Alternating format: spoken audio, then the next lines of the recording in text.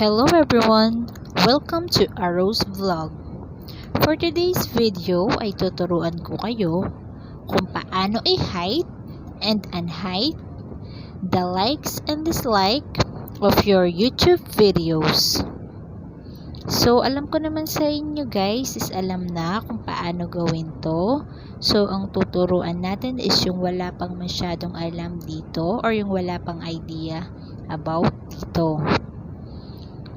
So, kung bago ka lang sa channel ko, please consider like and subscribe at i-hit mo na rin yung notification bell para lagi kang updated sa mga bago kong uploads.